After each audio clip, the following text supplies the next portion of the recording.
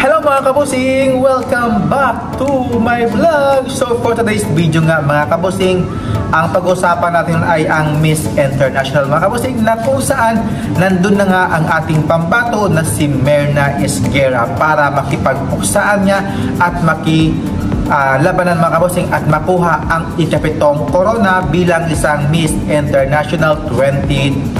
So, sawadikap, kapungkap at salam alaikum po dyan mga kabusing, at maraming salamat po sa tutok po at syempre sa panonood po sa aking YouTube channel, at welcome po kayo sa akin mga kabusing. At syempre, huwag na natin patuloy mga kabusing ang ating usapan mga kabusing, na kung saan lumalaban talaga ang ating pambato na si Myrna Esguerra, kasi sa kanyang OOTD mga kabusing, sobrang ganda niya mga kabusing, at yung kanyang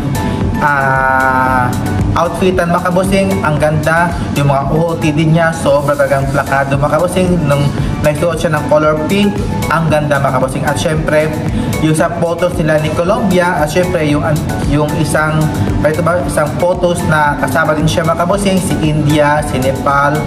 Sino pa ba yun? Basta dito yung picture sa mga kabusing, grabe.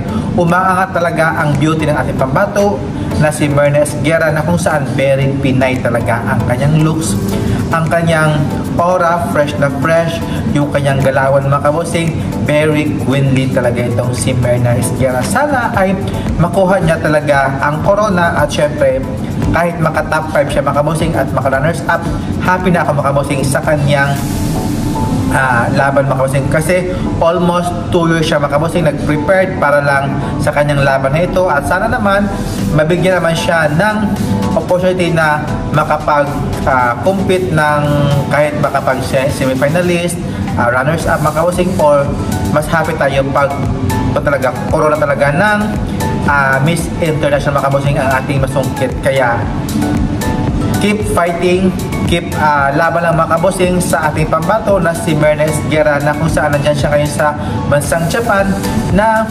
para lumalaban talaga at nagsikap talaga para may uwi ang corona natin mga kabusing sa Miss International 2025. So, what do you think mga kabusing? May pag-asa nga ba itong makakuha ng corona si Myrna Esguerra kahit maka-runners up man lang or maka-semifinals mga kabusing? Please comments down below, at huwag kalimutang mag-subscribe mga kabusing sa aking YouTube channel. At thank you for watching mga kabusing, and sawadi and shukran and kapungkap mga kabusing, and see you in my next vlog. Keep safe po and have a nice day, and good night and bye bye.